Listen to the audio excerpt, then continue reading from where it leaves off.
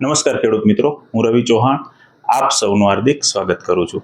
મિત્રો, આજના વિડીયોની શરૂઆત કરીએ તેની પહેલાં જો તમે અમારો આ વિડીયો યુટ્યુબના માધ્યમથી જુઓ છો તો અમારી આ ચેનલને સબસ્ક્રાઈબ કરો, બાજુમાં આપેલ બેલ આઇકન ઉપર ક્લિક કરો તથા જો ફેસબુકના માધ્યમથી તમે અમારો આ વિડીયો જુઓ છો તો અમારા પેજને ફોલો કરો, જેથી કરી અને જે કંઈ ખેતીને લગતી ટેકનિકલ માહિતી આ ડિજિટલ માધ્યમ દ્વારા તમારા સુધી પહોંચાડવાનો પ્રયત્ન કરીએ છીએ એ સમયસર મળતી રહે. તથા જો મિત્રો તમને અમારો આ વિડીયો સારો લાગતો હોય, માહિતી સારી લાગતી હોય અને તમારી જે કાંઈ ખેતી છે એમાં તમે ઉપયોગ કરી અને સફળતા મેળવી હોય, કોઈને કોઈ બાબતની અંદર તમને માહિતી ઉપયોગી થઈ હોય અને સારામાં સારું પરિણામ આવ્યું હોય તો તમે કોમેન્ટ કરજો. વિડીયો સારો લાગે તો લાઈક કરજો, શેર કરજો, જેથી કરીને બીજા ખેડૂતો સુધી પણ જે કંઈ ખેતીને લગતી માહિતી છે એ પહોંચતી રહે. અને મિત્રો, આજના જે વિડીયોની અંદર વાત કરવાની છે એ ખાસ કરીને કપાસની અંદર કયું ખાતર આપવું એની વાત કરવાની છે. મિત્રો, કપાસનો પાક જે છે એ આપણે જેટલો સહેલો સમજીએ છીએ એટલો નથી. ઘણા બધા મિત્રોને ખબર હશે કે કપાસના પાકને ખૂબ જ પુષ્કળ પ્રમાણની અંદર ખાતરની જરૂરિયાત હોય છે. મિત્રો, આપણે એનાથી થોડુંક આગળ સમજીએ કે મિત્રો, કપાસના પાકને ખાતર કરતાં ખાસ કરીને જે જરૂરી પોષક તત્વો છે એની પુષ્કળ પ્રમાણની અંદર જરૂરિયાત હોય છે. કારણ કે મિત્રો, કપાસ એ 1.5 થી 2 સિઝનનો પાક છે. આપણે જ્યારે શરૂઆતમાં દેશી કપાસનું વાવેતર કરતા હતા ત્યારે એમાં એટલા ખાતર અથવા તો વધારે પ્રમાણમાં દવાની એટલી જરૂર પડતી નહોતી. પરંતુ જ્યારે આપણે વધારે ઉત્પાદન આપતી જે કંઈ કપાસની જાતો છે, એનું બીટી કપાસ છે, એનું વાવેતર કરવાનું ચાલુ કર્યું છે, ત્યારથી મિત્રો જમીનની અંદર વધારેમાં વધારે પોષક તત્વો ખેંચાણા છે. અને આપણે આપ્યું શું છે એનું થોડુંક ગણતરી કરીએ તો મિત્રો ઘણા બધા ઓછા પ્રમાણની અંદર આપણે જે કંઈ તત્વોની પૂર્તિ કરવા માટે જે ખાતર આપીએ છીએ એ આપણે એટલા પ્રમાણમાં કપાસના પાકને આપતા નથી. મિત્રો, કપાસનો જે પાક છે એ આપણે રોકડિયા પાક તરીકે ગણીએ છીએ. ખેડૂતોનું સફેદ સોનું પણ કહેવામાં આવે છે. પણ મિત્રો, કપાસના પાકમાં જો વ્યવસ્થિત રીતે ખાતર વ્યવસ્થાપન કરવામાં ન આવે તો એમાં આપણને ઉત્પાદનમાં માઠી એવી અસર જોવા મળે છે. મિત્રો, કપાસની અંદર ખાતર આપવાનું છે તો એ કઈ રીતે આપવાનું છે એની વાત કરીએ એની પહેલાં ખૂબ જ અગત્યની બાબત એ છે મિત્રો કે જ્યારે આપણે ખેતી સાથે સંકળાયેલા હોઈએ છીએ ત્યારે 2 બાબત ખૂબ જ અગત્યની છે કે જે ખેડૂતો આ વાતને ઇગ્નોર કરે છે. પહેલી બાબત એ છે મિત્રો કે જ્યારે તમને ખબર જ છે કે મારે કપાસનું વાવેતર કરવાનું જ છે, 20% ખેડૂતોને બાદ કરતા 80% ખેડૂતોનું ફિક્સ જ હોય છે એરિયા મુજબ કે મારે આ વર્ષે કપાસનું વાવેતર કરવાનું હોય છે. તો મિત્રો, સૌથી અગત્યની બાબત એ છે કે પહેલાં તો જે કાંઈ આપણે પાકનું વાવેતર કરવાનું હોય તો એનું પૂરેપૂરી માહિતી આપણી પાસે હોવી જરૂરી છે. આજની જે ખેતી છે એમાં માહિતી લીધા વગર જો કરશું તો દિવસે ને દિવસે આપણી ખેતીની અંદર આપણે હેરાન જ થવાનું છે. ખાસ અગત્યની બાબત એ છે મિત્રો કે તમારે કપાસની વાત કરીએ એવું નહીં, પણ જનરલ બધા જ પાક માટે લાગુ પડે છે. પહેલાં તો તમારે જે પાકનું વાવેતર કરવાનું છે તો એની સચોટ મિત્રો માહિતી તમારી પાસે હોવી જોઈએ. કેવી માહિતી હોવી જોઈએ તો કે આપણી જમીનમાં આ પાક વ્યવસ્થિત થશે કે નહીં થાય, આ પાક માટે કઈ કંપનીનું અથવા તો કયું બિયારણ સારું આવે છે, આગળના વર્ષોમાં આપણા જ વિસ્તારમાં, આપણા જ ગામમાં, આપણા વાડી વિસ્તારની આજુબાજુ કોને કઈ વેરાયટીએ સારું પરફોર્મન્સ આપ્યું હતું, સારું ઉત્પાદન આપ્યું હતું, સારામાં સારી વેરાયટી પસંદ કરીએ. ત્યાર પછી એ જાણીએ કે આ વેરાયટીને અનુરૂપ જે કાંઈ વાતાવરણ છે અથવા તો જે કાંઈ આપણી પાસે પાછળથી પિયતની સગવડ છે તો એ પહોંચી રહેશું કે નહીં પહોંચી રહી. પહેલાં તો વ્યવસ્થિત રીતે વેરાયટીની પસંદગી કરવી જોઈએ, પૂરેપૂરી માહિતી મેળવવી જોઈએ. ત્યાર પછી મિત્રો, આ પાક માટે કેટલા પ્રકારના તત્વોની જરૂરિયાત હોય છે, એ તત્વો કયા ખાતરમાંથી આપવા, એ ખાતર પણ આપણને ખબર હોવી જોઈએ કે આટલી આટલી વસ્તુ પાયામાં આપવાની છે, આટલી પાછળથી આપવાની છે, આટલી પારા ચડાવવા ટાઈમે આપવાની છે, આટલી ઉપરથી સ્પ્રે કરવાની છે. ડ્રીપની સગવડ હોય તો આ ખાતર આપણે ડ્રીપમાં આપવાના છે. ડ્રીપમાં આપવા માટે પણ અલગ અલગ ખાતરનું શિડ્યુલ હોય છે. આ પાકની અંદર શરૂઆતમાં કઈ જીવાત આવે છે, કયો રોગ આવે છે, એને મારવા માટેની દવા જે છે, તો એ દવા કઈ સારામાં સારી રિઝલ્ટ આપ્યું હતું અથવા તો કઈ આપશે સારામાં સારી, એનું નોલેજ આપણી પાસે હોવું જોઈએ. એની અંદર જે કંઈ નિંદામણ થાય છે તો એ નિંદામણ નાશક જ્યારે આપણે ઉપયોગ કરતા હોઈએ છીએ ત્યારે શું ધ્યાનમાં રાખવું, આવી ઘણી બધી માહિતીનું પહેલાં જે કંઈ રટણ કરવાનું હોય, જે કંઈ લેસન કરવાનું હોય, એ લેસન કરી અને ત્યારબાદ આપણે આપણા પાકનું વાવેતર કરવું જોઈએ.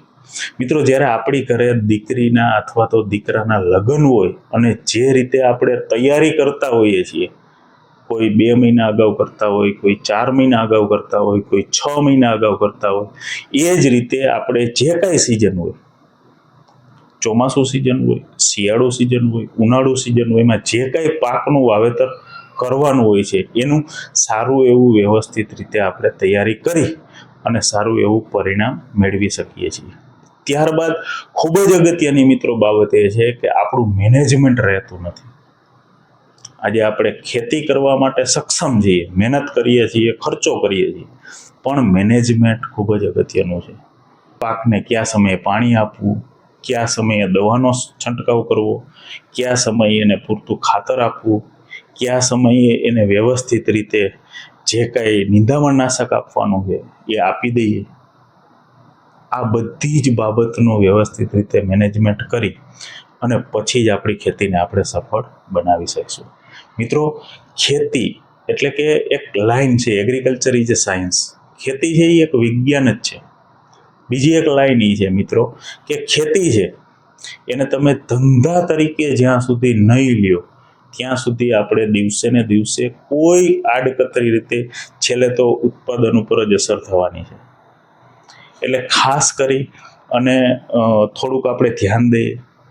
મિત્રો, આપણને કદાચ કોઈ બાબતની માહિતી ન હોય તો અત્યારે ડિજિટલ માધ્યમ દ્વારા તમે કોઈ પણને વ્યવસ્થિત રીતે માહિતી મેળવી શકો છો. તો મિત્રો, આજે ખાસ કપાસની વાત કરવાની છે કે ઘણા બધા મિત્રોએ કપાસનું વાવેતર કરી દીધું છે પરંતુ પાયાની અંદર ખાતર નાખેલું નથી.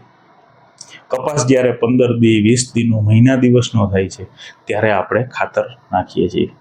મિત્રો, એક વસ્તુ આપણે દરેક વખતે સમજાવીએ છીએ કે જે કંઈ તત્વો છે એના રોલ અલગ અલગ છે.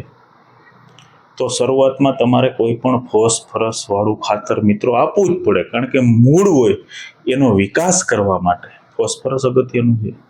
ત્યાર પછી એ જે મૂળ તંત્ર બન્યું છે તો એ મૂળ તંત્રને મજબૂત બનાવવા માટે કેલ્શિયમની જરૂરિયાત છે.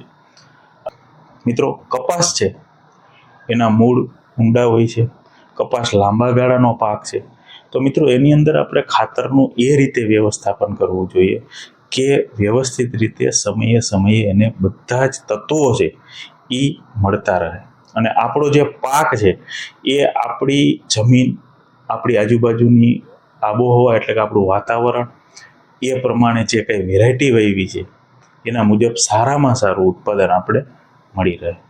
તો આજે આપણે એ વાત કરવાની છે કે ઘણા બધા ખેડૂતો એવા છે કે જેને કપાસનું વાવેતર કરી દીધું છે પરંતુ એમાં કોઈ જાતનું પાયામાં ખાતર નાખેલું નથી. તો એ લોકો હવે 1 વીઘામાં જે 16 ગુઠાનો વીઘો છે એની વાત કરીએ છીએ. ઘણી જગ્યાએ 22 ગુઠા પણ હોય છે, 24 ગુઠા પણ હોય છે. એ પ્રમાણે થોડી ગણતરી કરી લેવી જરૂરી છે. તો મિત્રો, 1 વીઘાની અંદર આપણે 18 થી 20 કિલો ડીએપી આપવાનું હોય છે તથા 12 થી 15 કિલો યુરિયા તેમજ 15 કિલો ICLનું પોલીસલ્ફેટ. આ 3 વસ્તુ ભેગી કરી અને ચાસમાં તમે આપી શકો છો. મિત્રો, આ ખાતર આપી દીધા બાદ કપાસના પાકને નાઇટ્રોજન તત્વોની ખૂબ જ જરૂરિયાત રહેતી હોય છે. તો નાઇટ્રોજન તત્વો આપણે યુરિયામાંથી આપી શકશું, એમોનિયમ સલ્ફેટમાંથી આપી શકશું. પણ મિત્રો શરૂઆતનો જે કાંઈ 1-2 મહિનાનો પીરિયડ છે કે જે ઓગસ્ટ છે અથવા તો જુલાઈ મહિનો છે, તો એની અંદર અમુક જગ્યાએ વધારે વરસાદ પડતો હોય છે, પાણી વધારે ભરાઈ રહેતું હોય છે, તો ત્યાં આપણે યુરિયાની જગ્યાએ એમોનિયમ સલ્ફેટ આપવાનો આગ્રહ રાખશું. તો મિત્રો નાઇટ્રોજન જે દેવાનું છે એ કઈ રીતે આપશું? તો કે 30 દિવસે આપવાનું રહેશે, 45 દિવસે, 60 દિવસે અને 90 દિવસે આપણે ભાગ પાડીને આપશું. એમાં શરૂઆતના 2 ડોઝ છે એમોનિયમ સલ્ફેટના લેશું, 10 થી 12 કિલો 15 કિલો સુધી 1 વીઘામાં આપી શકશું. ત્યારબાદ જે પાછળના ડોઝ છે આપણે યુરિયાના લઈ શકશું. પરંતુ મિત્રો યુરિયા છે એ એટલું બધું પણ વધારે નાખી દેવું ન જોઈએ, જેથી કરી અને આપણો જે મિત્રો કપાસનો છોડ છે એમાં 2 પ્રકારની ડાળી હોય છે, મોનોપોડિયા અને સિમ્પોડિયા. તો જે સિમ્પોડિયા ડાળી છે એની ઉપર જ આપણું જે કાંઈ ફૂલ આવવાનું છે, આપણું જે કાંઈ ઝીંડું બેસવાનું છે. તો મિત્રો ખાસ એ ધ્યાન રાખવું જોઈએ કે આપણી સિમ્પોડિયા ડાળી છે એ વધારેમાં વધારે વિકાસ કરે, ન કે છોડ વધારે વિકાસ કરી જાય. જ્યારે અતિરેક થઈ જાય છે નાઇટ્રોજન તત્વોનો અથવા તો યુરિયા જ્યારે આપણે વધારે આપી દઈએ છીએ, ત્યારે આ જે 2 ડાળી હોય છે મિત્રો એની વચ્ચે જે કાંઈ જગ્યા હોય છે એ વધી જાય છે. એટલે આ વસ્તુનું એક ખાસ ધ્યાન રાખશું. આ વસ્તુ અત્યારે આપી દીધી છે, ત્યારબાદ આપણે પારા ચડાવવાના હોય છે. ત્યારે શું કરવાનું છે? તો કે 12 થી 15 કિલો પોલીસલ્ફેટ અને 12 થી 15 કિલો યુરિયા આપી દઈએ એટલે લગભગ બધું જ ન્યુટ્રિયન્ટ મેનેજમેન્ટ થઈ જશે. ઘણા મિત્રોએ પાયાની અંદર થોડુંક ખાતર આપેલું છે. મિત્રો આપણે એક ભૂલ એ પણ કરીએ છીએ કે કપાસ છે એને વધારે, આગળ વાત કરીએ એમ, વધારે તત્વોની જરૂરિયાત હોય છે, હાઈ ફીડિંગ ક્રોપ કહેવાય. તો આપણે જેમ ખાતરના ભાવ વધતા ગયા એમ આપણે ખાતર આપવાનું જે કાંઈ પ્રમાણ છે એ ઓછું કરી દીધું. મિત્રો ભાવ વધતા ગયા પણ છોડની જે કાંઈ જરૂરિયાત છે એ આપણે કોઈ પણ ખાતરમાંથી એને પૂરી પાડવી જરૂરી છે. જે મિત્રોએ પાયાની અંદર ખાતર આપી દીધેલું છે અને જ્યારે પારા ચડાવે કપાસમાં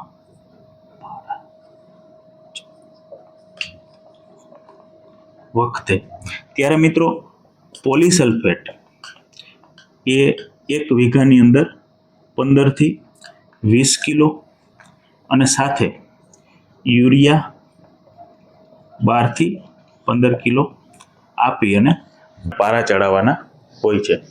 મિત્રો આ વસ્તુ ખૂબ જ અગત્યની છે, કારણ કે જે કાંઈ યુરિયા છે અથવા તો ડીએપી છે, 12-32-16 છે, જેમાંથી નાઇટ્રોજન, ફોસ્ફરસ મળી રહેતો હોય છે, જ્યારે આઈસીએલનું પોલીસલ્ફેટ છે, તો પોલીસલ્ફેટની અંદર મિત્રો એક તો પોટેશિયમ મળી રહેશે, ત્યારબાદ કેલ્શિયમ મળી રહેશે, ત્યારબાદ સલ્ફર મળી રહેશે કે જે સલ્ફેટ ફોર્મની અંદર છે, અને મેગ્નેશિયમ મળી રહેતો હોય છે.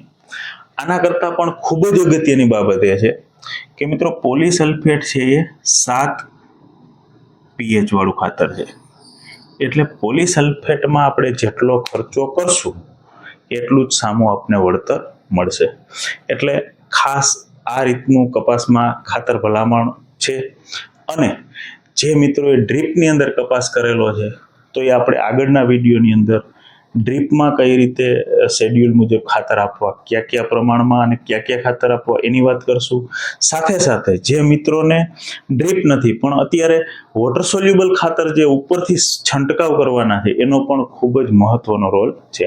તો એ પણ કયા સમયે કયું ખાતર કેટલા પ્રમાણમાં આપવું એની પણ વાત આપણે આવતા વિડીયોમાં કરશું. તો મિત્રો તમે અમારી આ ચેનલ સાથે જોડાયેલા રહો અને જે કાંઈ માહિતી મળે એનું વધારે ન કરો તો કાંઈ નહીં, 1 વીઘો કે 1 એકરની અંદર આ પ્રમાણે ખાતર વ્યવસ્થાપન કરી અને તમે પણ તમારા પાકને સફળ બનાવી શકો છો. અસ્તુ.